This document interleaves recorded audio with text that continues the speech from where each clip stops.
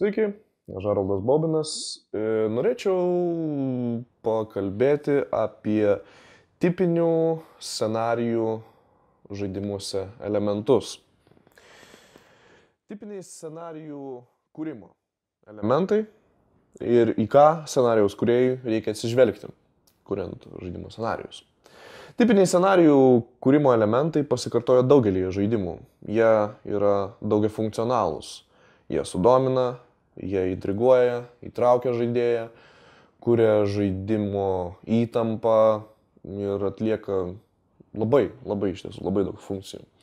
Todėl dėrėtų nuo pat pradžios paminėti, jog scenarijus nėra skirtas vien tik tai perduoti informaciją.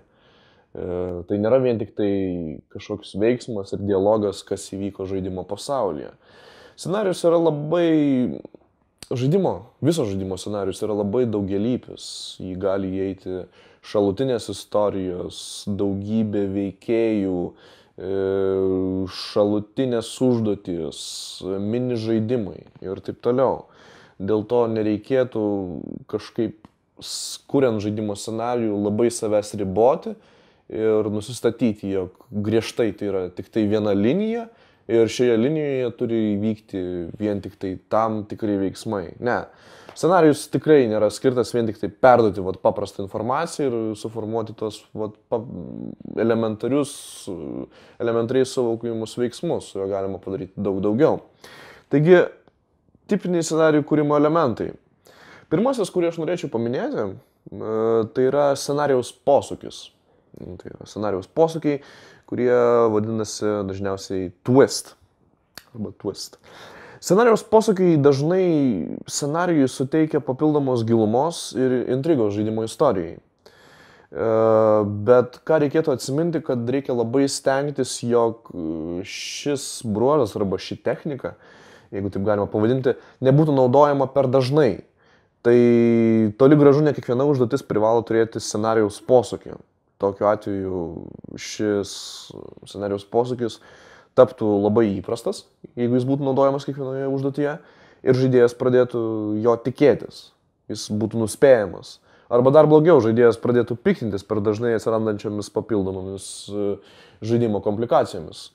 Pavyzdžiui, gerai, jeigu mes žaidžiame pirmojo veiksmo šaudyklę ir, tarkime, mums reikia nueiti nuo taško A iki taško B ir paimti tam tikrą objektą. Na, pavyzdžiui, įsivaizduokime, sudužęs kosminis laivas, kuriame knibžda piktai nusiteikusių ateivių ir jį reikia nusileisti jo rūsį, paimti atsarginę bateriją ir pargrąžinti ją atgal į kapitono kajutę. Ir gerai, jeigu mes susidurime su tuo posūkiu, kad kažkas siužeto metu nutinka ir mums reikia grįžti atgal arba nueiti į kitą vietą, kurioje taip pat knibžda daugybė priešų, bet galų gale, jeigu šie posūkiai pradės dominuoti žaidime, kad kažkas nutinka ir pasipila daugia tūkstantinė priešų orda arba visą laiką kartojasi panašus motyvai, žaidėjui atsibostai žaisti. Ir pavyzdžiui, tai dėl to žaidimas Doom 3 buvo labai diskutuotinas, nors daugelis žaidėjų jo laukia, kaip tos įžymiosios šaudyklių serijos pratęsėja, bet daugelį žaidėjų iš tikrųjų labai nervino ir trikdė tokios pačios pasikartojančios užduotis, taip pat neįtikėtinai užpuolantis priešai ir būtent tokie visiškai neapgalvoti ir per daug naudojami scenarijaus posūkiai žaidime. Pagrindinis veiksnys, į kurį reikia atsižvelgti, įtraukiant scenarijaus posūkį žaidimo siužete, aplinkoje ar žaidimo veikėjo pačiame charakteryje, tai gali būti pačio veikėjo pasikeitimas, tai yra užtikrinti, jog šis posūkis yra suderinimas su anksčiau žaidime pateikta informacija. Specialiai negalima klaidinti žaidėjo jam suteikiant neteisingą informaciją, nes tai gali žaidėją paprasčiausiai suerzinti. Geriausias scenarijaus posūkis yra toks, kuris žaidėjui yra visiškai logiškas. Jei žaidėjas nusprendžia žaidimą žaisti antrą kartą, jis turėtų identifikuoti bruožus, kurie pagrindžia scenarijaus posūkį, jei žaidėjui su juo teko anksčiau susidurti. Tarkime, žaidimo aplinkoje herojus beveik pasiekė savo galutinį kelią, bet staiga atplyšta didžiulė uola ir nukrenta ant įėjimo, nes ką tik įvyko žemės drebėjimas. Mes turime puikų logišką scenarijaus posūkį, nes žaidėjas žaiddamas žaidimą antrą kartą taip pat natūraliai supras, jog štai įvyko drebėjimas, štai atskilo uola, štai uždarytas įėjimas, įėjimas į kriptą, aš turiu ieškoti alternatyviaus kelio, kaip pasiekti tam tikrą objektą. Geras scenarijaus posūkis turi būti panašus į paslaptingos novelės siužetinį posūkį.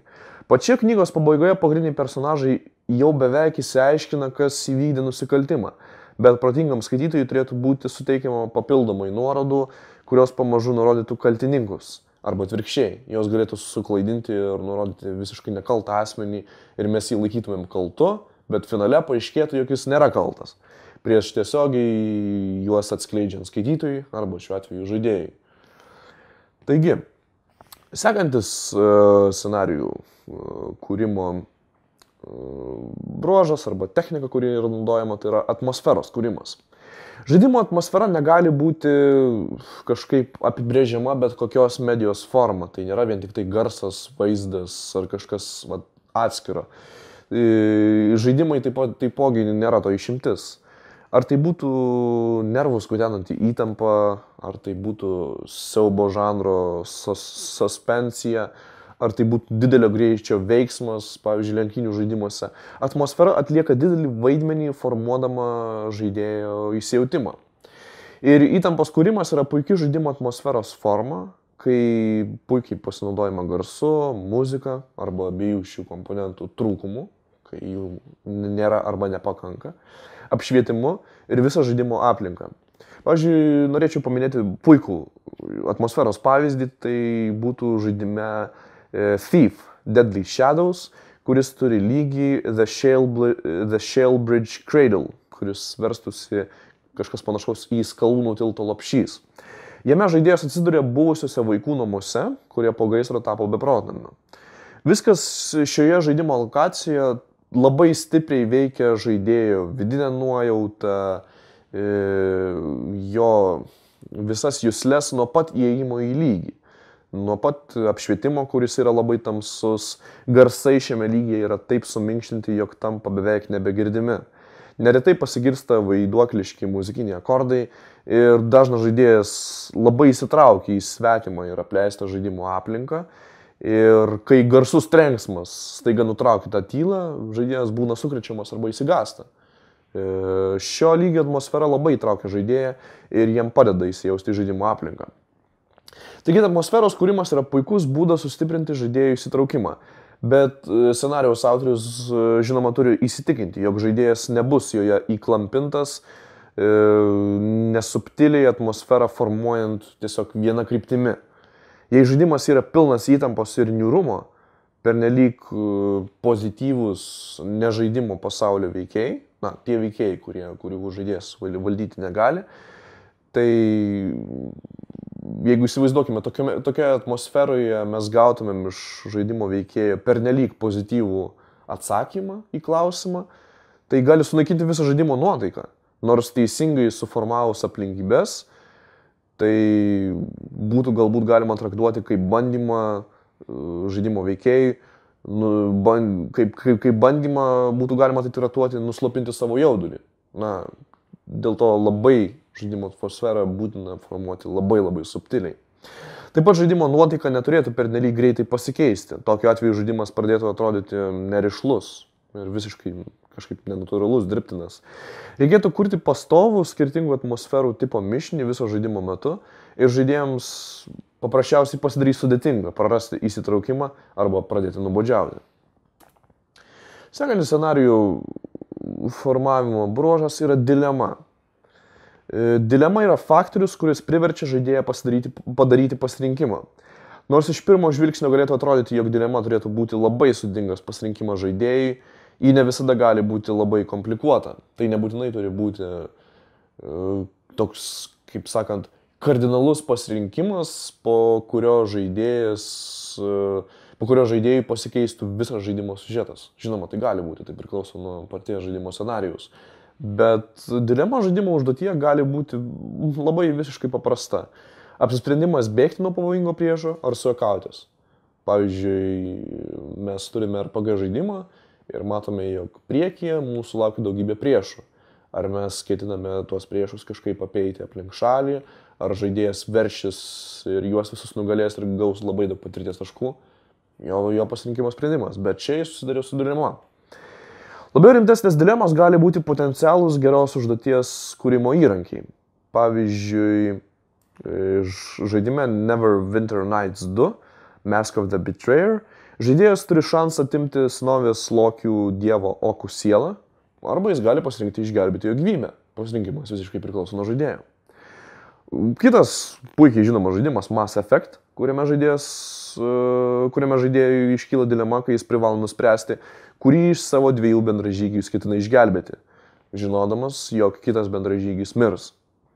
Dilemos tikslas yra padėti žaidėjui įsitraukti į vaidmenį, nes jie, arba žaidimo charakteris, privalo pasirinkti, ką jis nori daryti iškilusioje situacijoje.